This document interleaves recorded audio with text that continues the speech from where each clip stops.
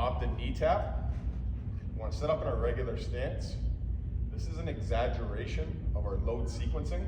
So to initiate the drill, we want to bring the knob to our front knee. Even if you're not a leg kick hitter, you're still going to exaggerate that 1, 2, 1 being the lower half, 2 being the hands. So again, we want to tap the knee with the knob, and when the front foot starts to extend forward, this is when we want to get our hands slotted before we release our swing.